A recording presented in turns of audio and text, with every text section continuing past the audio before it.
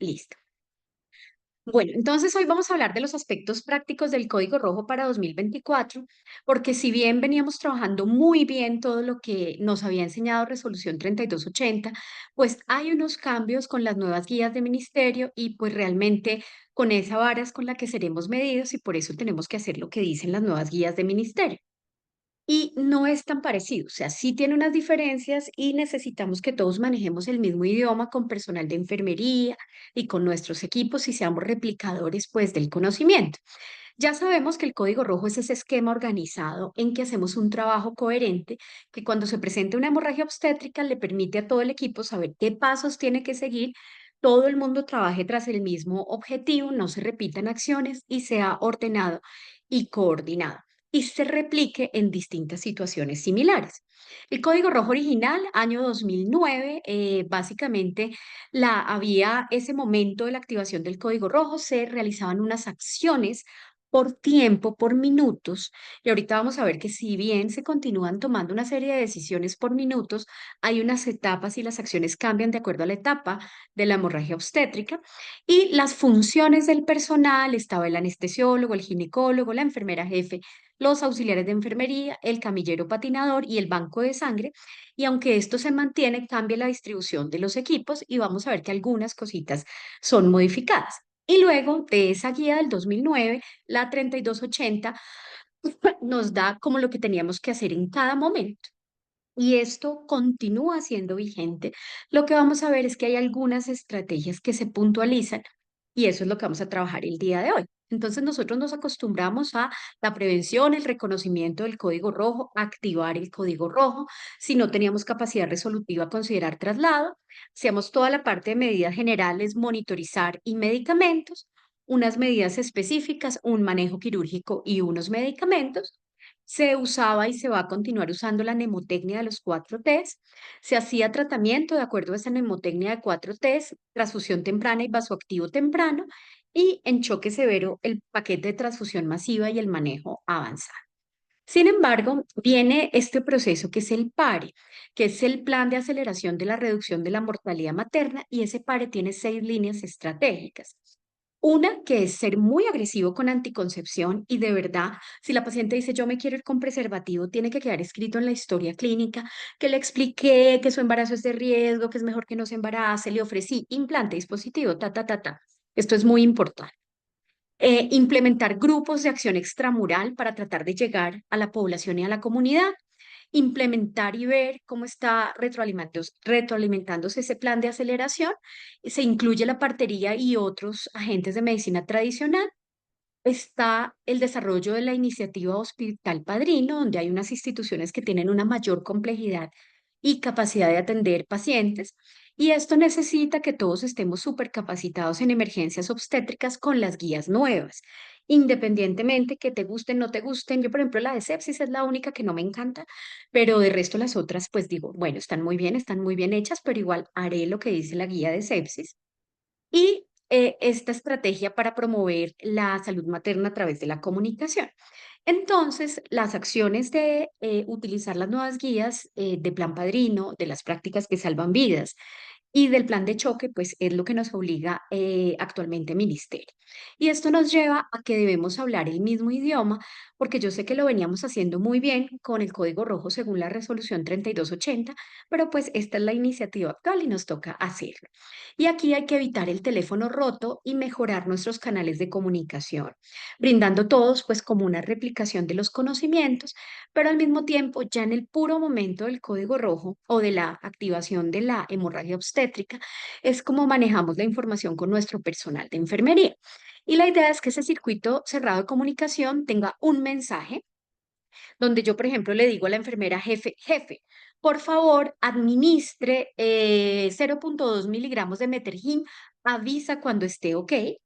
El receptor me debe decir, para confirmar que sí me escuchó, preparando metergin de 0,2 miligramos. Y luego debe confirmar esa acción al emisor o a la persona que está dando las órdenes, metergin 0,2 miligramos administrado. Entonces, esta cadena tiene que trabajarse repetitivamente con el equipo porque los análisis en los simulacros es que no usamos circuito cerrado de comunicación, todo el mundo habla al tiempo y todo el mundo dice cobijas, pero nadie puso las cobijas. Entonces hay que decir, enfermera, por favor, traiga las cobijas y póngalas encima de los pacientes, me confirma cuando tenga cobijas. La persona debe decir trayendo cobijas y cuando pone las cobijas dice cobijas puestas. Esto es muy importante, no lo van a calificar en los simulacros. Entonces, estas guías de ministerio en este momento no tienen una resolución. El gobierno tampoco probablemente saque una resolución, sino saque un otro sí o un adendum o una pequeña como un statement que diga, estas son las nuevas guías. Pero digamos que en todas las reuniones de ministerio ya es muy claro que estas son las guías a manejar. Entonces, la guía está hecha por un grupo en el que está personas del Ministerio de Salud, el grupo de Hospital Padrino y el grupo de prácticas que salvan vidas. Hace parte del plan de choque y reducción de mortalidad materna y el que vamos a ver hoy es el de hemorragia postparto. Es un documento de 20 hojas, hay que leérselo y va anclado a una lista de chequeo. Y debemos cumplir las actividades de la lista de chequeo. Entonces, como a veces uno no se lo lee, por eso es que se los traemos aquí resumidos para que cuando lo lee algunas diferencias nos queden más claras. Lo primero es que la hemorragia posparto se va a clasificar en dos, temprana y tardía. La temprana es la de las primeras 24 horas del puerperio y generalmente las causas son atonía, retención de restos placentarios, anormalidades de inserción placentaria y trauma del tracto genital. La hemorragia tardía entre las 24 horas y las 6 semanas posparto y las causas más comunes serán retención de restos placentarios, infecciones, ulceraciones y enfermedad trofoblástica gestacional. Entonces la guía lo primero que nos dice es prevención y manejo activo del tercer estadio del trabajo de parto a través de estos tres componentes. Uno, administración de uterotónicos y le da una recomendación grado. Entonces dice administración de uterotónicos de tipo profiláctico, ¿cierto? Entonces, como primera lección van a dejar oxitocina, esa es la indicación, 10 unidades. Ergometrina, que sería el metergin, es la segunda línea o en ausencia de oxitocina, 0,2 miligramos intramuscular. Y el misoprostol, también como segunda línea o en sitios donde no hay otro uterotónico. 600 microgramos vía oral según la recomendación de FIG. Miren que estamos en prevención. Por ahí no hacen ninguna recomendación de carbetocina en en la primera parte del documento, pero al final escribe que se puede utilizar carbetocina en casos seleccionados en prevención, no en manejo de la hemorragia postparto, sino en prevención. Y pues las pacientes que ya sabemos que se benefician de carbetocina, uno podría considerarlo, igual es un oxitocin. Tracción controlada del cordón, solamente en sitios donde el personal está entrenado, donde la reducción del sangrado y el tiempo de alumbramiento sean importantes para la paciente, porque se ha visto que una tracción por personal no experimentado puede asociarse a ruptura del cordón, a retención de placenta, a requerir manobras adicionales o a inversión uterina. Y el masaje uterino se debe hacer evaluando el tono uterino cada 15 minutos durante las primeras 2 horas del puerperio y son muy claros acá en que lo que hacíamos de que enfermería haga masaje uterino ya no se hace, en particular en los postcesárea.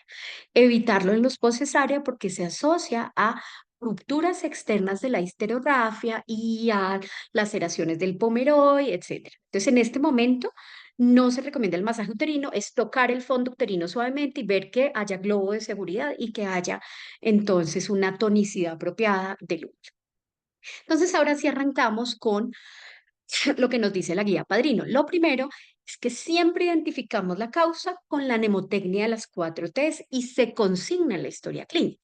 Entonces uno pone código rojo, causa 4 Ts, entre paréntesis, atonía uterina más desgarro perineal tejido. Entonces tono y tejido serían las causas. Entonces vamos a utilizar la mnemotecnia de las 4 Ts, recordando que tono es la más frecuente, 70%, sobre distensión uterina, fatiga muscular uterina, medicamentos o anormalidades fetales.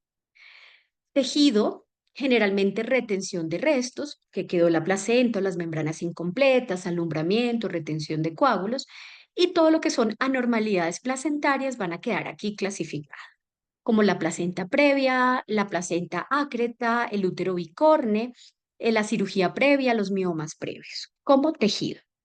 trauma, todo lo que son desgarros vaginales, cervicales, perineales, que se desgarre la histerorrafia, la histerotomía en la cesárea, queda ahí. La extensión del desgarro en la cesárea, ruptura uterina va como trauma y la inversión uterina también va como trauma. Entonces, eso es importante. En cuanto a las patologías trombóticas previas, está incluido todo lo que son coagulopatías congénitas, coagulopatías adquiridas como preeclampsia, óbito, enfermedad hepática y HELP, la PTI, la CID por cualquiera de sus causas, la coagulopatía dilucional por politransfusión y paciente que venía anticoagulada o que tenía un historial de trombosis venosa profunda o TEP, aspirina o uso de enoxaparina, heparina u otro anticoagulante. Entonces, el punto uno, recuerden, se incluye ahora poner en la historia clínica la mnemotecnia de las 4 Ts y enfocar mi manejo para esas mnemotecnias. El segundo punto que nos dice esta guía es siempre clasifique el choque. Lo veníamos haciendo muy bien, pero ahora tiene 3 cosas distintas. Lo primero, utilice la tablita que habíamos usado, pero prefiera el índice de choque. 2, el índice de choque va a guiar todo el manejo por etapas de estas nuevas guías Padrino y también apóyese en la clasificación del choque por los gases arteriales con lactato, que a veces llegan diciendo, no, es que la paciente tuvo un choque compensado o no la activé porque era un choque leve o era realmente no hizo ningún signo y los gases horribles, acidosis metabólica, hiperlactatemia, bajó 4 gramos la hemoglobina. Entonces siempre debemos clasificar el choque. Esta tablita la conocemos, esta tablita continúa, digamos, vigente, pero acá lo que nos dice es utilice el parámetro más alterado como indicador más sensible. Es decir, que si todo en mi paciente aparentaba estar acá para un choque leve, pero está agitada, o por ejemplo, tiene una frecuencia cardíaca de 119, ya por estar este valor acá va a quedar como choque moderado. Entonces utilizaremos el peor valor de esta tablita. Sin embargo, la recomendación es migre al uso del índice de choque, porque el índice de choque es mucho, digámoslo así, más predictor de severidad y de complicaciones de la paciente y va a guiar dónde se ubica la paciente en la lista de chequeo, dónde se ubica el manejo por etapas y esto es lo completamente nuevo de estas guías que tenemos en este momento. Si yo tengo una paciente que tiene taquicardia e hipotensión sistólica en un escenario de sangrado, eso claramente representa lo que le está sucediendo a la paciente hemodinámicamente, que es que está perdiendo sangre, sangre, sangre, y la respuesta compensatoria del corazón será hacer taquicardia y la de la tensión será hacer hipotensión. Por eso el índice de choque es tan importante y el punto crítico es 1. Todo lo que esté encima de 1 es grave, todo lo que esté debajo de 1 pues es un poco más tratable. Y la fórmula para el índice de choque, y tenemos que todo el tiempo estarlo haciendo, es frecuencia cardíaca sobre presión arterial sistólica. Presión arterial sistólica. Claramente, si yo estoy sangrando y tengo taquicardia y 70 de tensión, pues mi índice de choque va a ser más alto.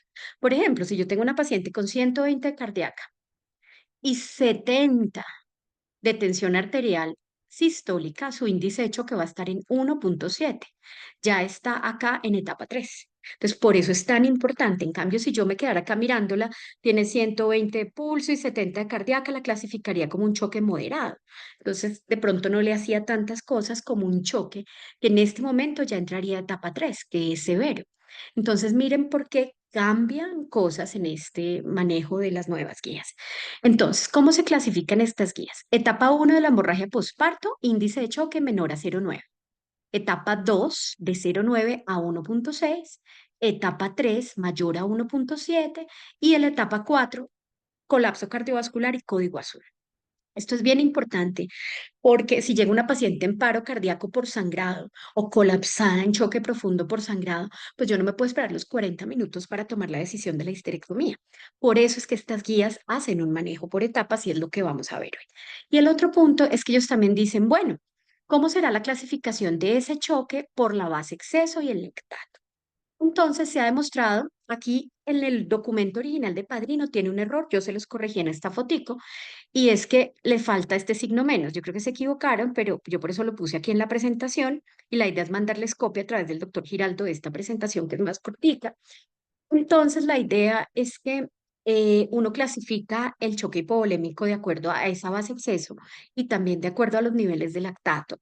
Pero básicamente, si yo tengo una base exceso en los gases por debajo de -2 a -6, choque leve o clase 2, entre -6 y -10, choque moderado o clase 3, y más de 10, choque severo o clase 4. Porque los predictores han mostrado que en los gases arteriales, la base exceso y el lactato son los mayores predictores de mortalidad y de transfusión masiva. Entonces la guía también lo incluye. Ahora sí, demos inicio al manejo que nos propone la nueva guía de hemorragia obstétrica. Ya vimos lo primero, que es uso de índice de choque y clasificación por etapas. Entonces, lo primero que ellos dicen es arme su equipo, ¿cierto? Y para armar su equipo, pues se requiere todo el proceso desde el inicio de pedir ayuda y de activar ese código rojo y se sigue llamando activación de código rojo. Entonces, lo primero es llamar cuál va a ser nuestro mecanismo para activar el código rojo obstétrico y tomar el tiempo para establecer la duración del sangrado y arrancar tomando el índice de choque del inicio del evento. Alertamos a todo el equipo, anestesia, obstetricia, sala de cirugía, enfermería, banco de saque, independientemente de donde se desarrolle el código rojo. Y pues transferir en el caso de que esto sucediera en un CAMI o en algún otro escenario no resolutivo. Pero acá vienen cosas muy importantes, que es la asignación del equipo. Sigue habiendo un líder. Hay una persona que tiene que leer la lista de chequeo, se prefieren internos estudiantes que tengan voz alta y que vayan chuleando el documento, y se va a organizar el equipo en tres áreas: útero, cabeza y brazos. Entonces, ya no es auxiliar uno, auxiliar 2, jefe, camillero, patinador, sino que son tres equipos. Un equipo que va a estar a la cabeza de la paciente, generalmente liderado por anestesiología. Un equipo que va a estar en los brazos de la paciente, donde el grupo líder va a ser anestesia, y el grupo de la parte inferior del cuerpo, que es el grupo útero. Entonces, ahora somos tres equipos, hay un líder, el líder puede estar en el útero o puede estar en la cabeza, o podría estar en los brazos, o podría ser el que lleva la lista de chequeo. Lo ideal es que uno lleve la lista de chequeo, otro sea el líder, pero es muy importante esta distribución por equipos. Y debería escribirse en la historia clínica. Distribuimos líder, el lector de lista de chequeo, equipo cabeza, equipo brazos, equipo útero. Ahora miremos qué va a hacer cada uno de los miembros de este equipo. Entonces, el equipo útero, que seríamos los ginecólogos que estamos atendiendo el parto, inicia el proceso, es el que organiza a los ayudantes, podría ser uno solo en la cabeza, que generalmente es anestesiólogo, y ayudante 2 y 3 en brazos, como que los organiza, pues, realiza el masaje bimanual, piensa en la mnemotecnia de las 4 T's para guiar el manejo, es el que piensa en traje antichoque, ya les voy a dar los tiempos, balón hemostático y la cirugía oportuna. Es decir, define la parte mecánica de controlar el sangrado. Masaje bimanual, ver qué es lo que está sangrando. Utilizo la mnemotecnia de las 4 T's para ver qué es lo que está sangrando y digo, no, esto está desgarrado el cuello, pinza, lo que vaya a ser, piso, taponamiento, lo que necesite, pero se encarga del control mecánico del sangrado previa distribución del equipo cabeza y del equipo brazos. Entonces, es el encargado del control mecánico del sangrado. El equipo cabeza, que sería probablemente el anestesiólogo y su circulante, si tenemos esa opción de tenerle circulante al anestesiólogo, va a ser el encargado de chequear la vía aérea, administra oxígeno, vigila el estado de conciencia y toma tiempo de los sucesos. Y el equipo brazos chequea pulsos, analiza dos venas gruesas, toma laboratorios, que son cuadro hemático, PT, PTT, fibrinógeno, hemoclasificación, tipificación y rastreo, y es el equipo encargado de reponer las pérdidas con bolos de líquidos calientes, transfunde si hay indicación y pone los uterotónicos indicados. Entonces, esa es la actividad que uno dice, ah, eso era lo que hacía la auxiliar y la jefe. Sí, pero ahora se llaman equipos brazos. Equipo brazos tiene que saber muy bien qué le toca, es decir, que nuestro equipo de enfermería debe saber qué le va a corresponder, el equipo cabeza debe saber qué le va a corresponder mientras llega el anestesiólogo, porque a veces tiene que ser una enfermera la que hace esa parte, y el equipo útero, que somos nosotros, vamos a ser encargados del control mecánico del sangrado. Entonces, miren que esto también es diferente. Acá vienen los tiempos. Entonces, como les dije, el manejo va a ser por etapas, ya las vamos a ver una por una, pero esto es lo que nos pide la guía del PARE. Entonces, tenemos 5 minutos para hacer diagnóstico, 10 minutos para manejo médico. Al minuto 15, así no nos guste o si nos guste, la colocación del traje antichoque no neumático con todas sus porciones, excepto si estamos en la parotomía. Es decir, yo tengo que poner todo el traje antichoque y él tiene un bolsillito para que hagamos el masaje bimanual, digamos si es en parto vaginal, pero si estamos en la parotomía o en cesárea, pues pondremos el traje antichoque solamente hasta piernas y pelvis. Minuto 15. Lastimosamente solo tenemos un traje antichoque, por lo menos en Suba, y hemos tenido dificultades porque estaba lavándose ahorita que tuvimos un evento. Mm, y uno tiene que escribir, indico traje antichoque, pero no hay porque está en lavado y no tenemos más. Eso se tiene que escribir porque nosotros lo estamos, digamos, pidiendo, pero pues nadie está exento de que no haya traje antichoque o si estamos en un proceso de referencia y contrarreferencia, si mi paciente está, por ejemplo, en Chapinero, llegó a Chapinero por casualidad y allá le ponen el traje antichoque. Llega a Suba, en Suba les entregamos nuestro traje antichoque y se le deja el traje antichoque que tiene la paciente. No se quita ni se cambia. Súper importante. Y al minuto 20, con el traje antichoque puesto, ponemos el balón de Bacri o el Elavi. Y al minuto 30 debe haberse definido la respuesta o considerar alternativas más invasivas. Esta es la recomendación y si se dan cuenta, cambia activación minuto 1, los pasos de minuto 1 a 20, 20 a 40, 40 a 60 y más de 60, que nos proponía la estrategia del 2009 con su modificación del 2018 de la resolución. Entonces cambian los tiempos. Entonces, recordemos, TAN, traje antichoque, 15 minutos de estar en código rojo, 20 minutos colocación del balón, a menos que vayamos a hacer histerectomía o otra decisión. Entonces, las listas de chequeo nos ayudan a guiar paso a paso lo que dice todo el documento. Entonces, el momento uno, yo les partí la lista de chequeo en pedacitos y la vamos a ir mezclando con lo que dice el documento, pues para que lo tengan así como más práctico. Y es el primer punto. Reconocer tempranamente la hemorragia postparto. Entonces, identifico y anuncio el sangrado que yo creo que es acumulado. Ahorita se vuelve normativo y obligatorio tener las bolsitas recolectoras, hay que ver cómo las conseguimos, si alguien quiere hacer negocio, inventarse un proveedor. Y hora de inicio del sangrado, muy importante. Se activa el código rojo, se pide ayuda y se toman los signos vitales al momento de activar el código rojo. Se dicen en voz alta por la persona que está llevando la lista de chequeo. Frecuencia cardíaca, tensión sistólica. Con eso ya es dividir este A sobre B, porque la fórmula de índice de choque es frecuencia cardíaca sobre presión arterial sistólica. Entonces aquí ya está listico y tiene hasta la rayita de división. Luego 120 dividido 70 me da un índice de choque de 1.7. Ese es mi índice de choque inicial, perdón, 1.7. Después está en 1 y después a los 30 minutos digamos que esta paciente está en 0.8. El índice de choque se hace el inicial a los 15 minutos y a los 30 minutos. Activo el código rojo y traigo el kit de emergencia obstétrica. En los simulacros nos rajamos porque lo llevamos y no lo abrimos. El kit de emergencia obstétrica se lleva donde está la paciente y se abre. Yo sé que la oxitocina hay que sacarla de la nevera, que el Metergin también, pero se tiene que abrir, así nos toque hacer luego, volver a hacer el procedimiento, tiene que abrirse el maletín de emergencia obstétrica en el 100% de los códigos rojos. Y esto es importante porque enfermería yo entiendo que luego le toca volver a hacer el listado y volver a reponer, pero es obligatorio, no lo piden y no lo califican en los simulacros. Designo el líder del equipo, designo las funciones, aseguro la baranda de la cama y empiezo a tomar la monitoría de los signos vitales cada 2 minutos. Y en este caso identifico la etapa de la hemorragia postparto. Esta paciente estaría en etapa 3 de la hemorragia postparto. Continuamos. Entonces, las etapas de la hemorragia postparto ya las habíamos visto.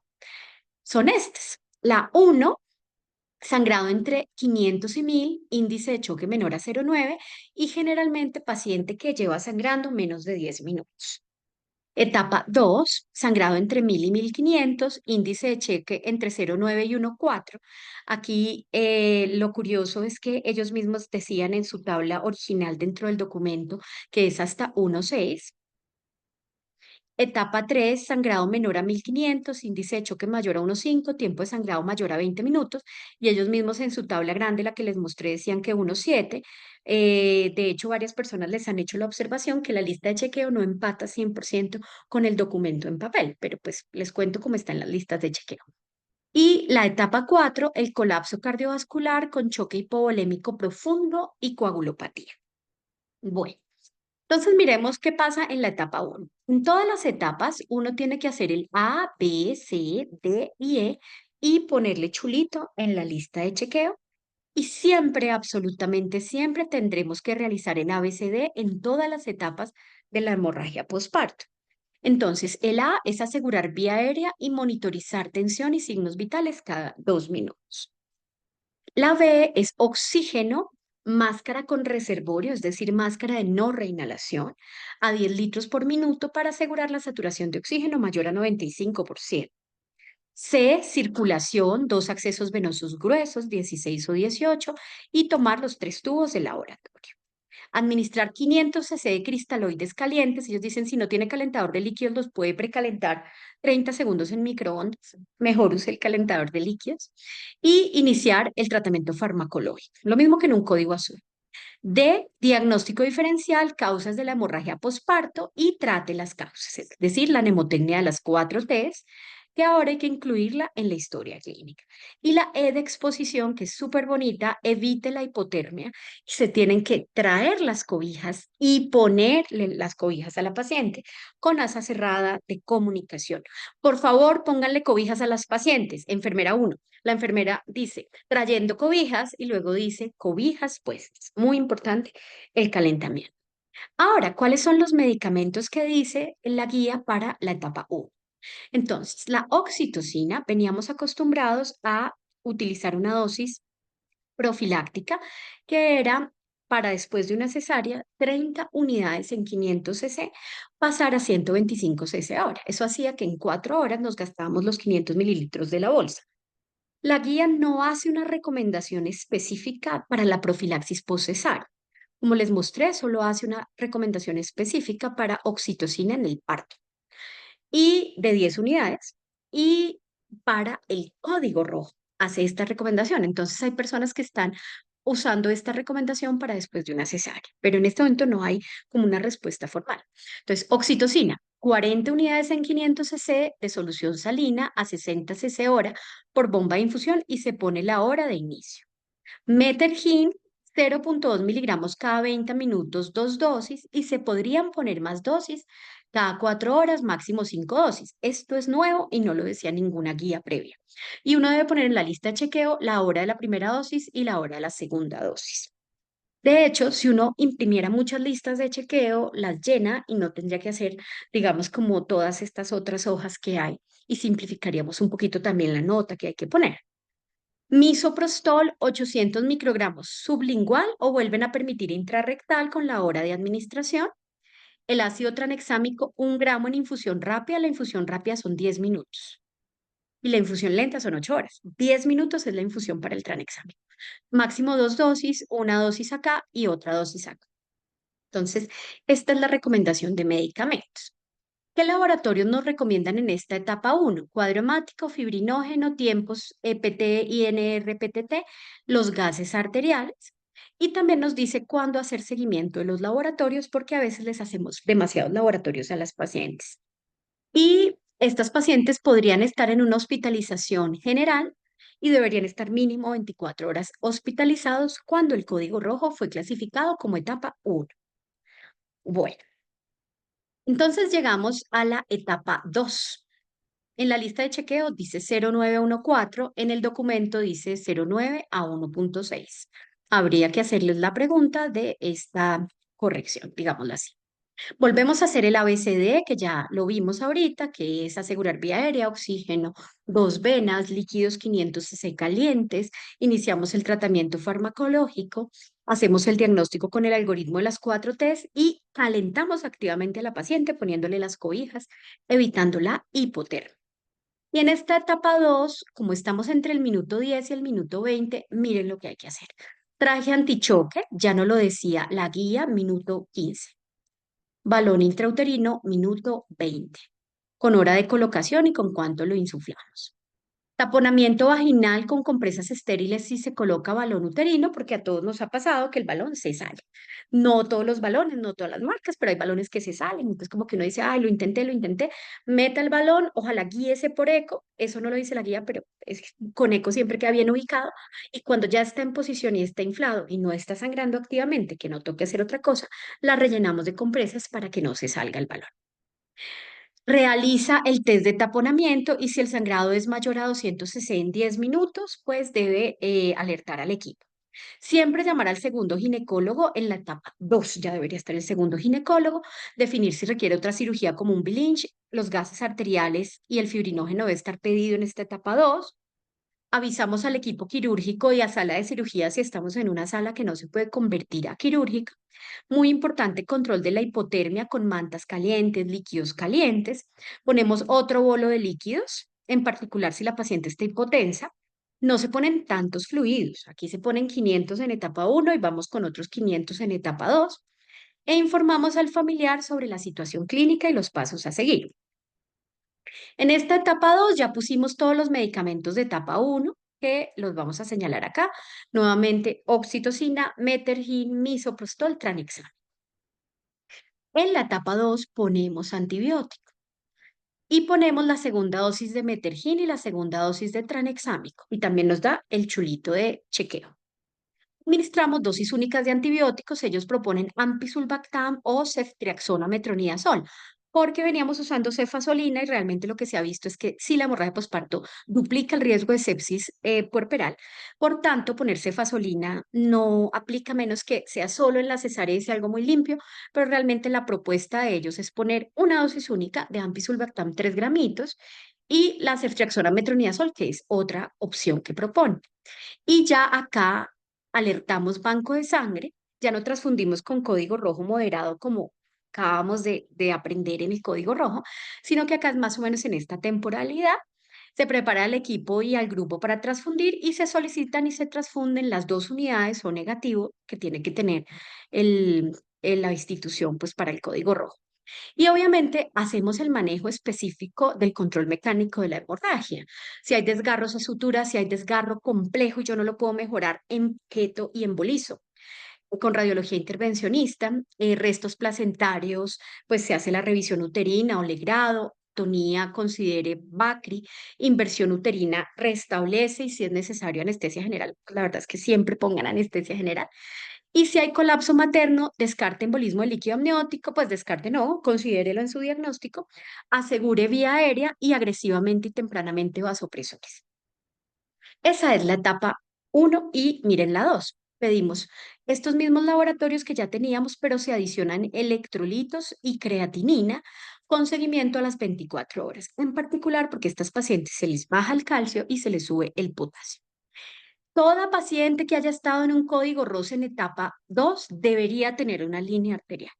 Entonces, esto es algo que nosotros como subred tenemos que mejorar. No tenemos línea arterial de rutina en las hemorragias obstétricas. Entonces, hay que ver la manera en que todo nuestro personal se entrena en postura de la línea arterial y en, digamos, en tener los kits y en tener el dispositivo. Y estas pacientes deben estar en unidad de alta dependencia obstétrica o en UCI hasta que se retire el TAN o el balón o en las primeras 24 horas de la cirugía y luego va aguado hasta la salida. Esta es la recomendación de las guías del ministerio. Esa paciente no puede ir a piso. Si lo hayamos desactivado, esté perfecta, esa paciente debe ir a UCI o a UADO y debe estar en UADO o UCI hasta que se retire balón o TAN las 24 horas de la cirugía y hasta la salida debe estar en UADO. Bueno, nosotros normalmente las mandamos a piso al otro día, pero digamos, esto es lo que dice la guía padrino. Etapas de la hemorragia posparto, etapa 3. Entonces, volvemos a hacer el ABCD, que ya lo conocimos, siempre se realiza ese ABCD. Aquí básicamente son pacientes que han sangrado hasta 1500 cc y que han sangrado ya más de 20 minutos. La guía en la lista de chequeo dice más de 1.5 de índice de choque. En el documento textual largo de las guías padrino dice 1.7. Ellos no se han puesto de acuerdo, pero pues igual son pacientes que están más graves. Si la ponen con 1,5 o con 1,7, igual estamos haciendo un beneficio a la paciente. Aquí, aparte de haber hecho todo lo que hemos hecho, debemos hacer protocolo de transfusión masiva. Es decir, toda paciente con índice de choque alto, mayor a 1,5, 1,7, debe considerarse para paquete de transfusión masiva. En eso sí se parece mucho al código rojo anterior, que con choque severo ya pedíamos paquete de transfusión masiva. Preparamos al paciente y al equipo para protocolo de transfusión masiva, iniciamos el protocolo de transfusión masiva de acuerdo a mi institución. Ellos proponen este, que es 3 unidades de rojos, 2 de plasma y 8 de críos, pero hay instituciones que tienen el de 1,11, el de 1,1,2. Entonces, aquí sí se sabe por guías que cada institución tiene que tener su protocolo de transfusión masiva.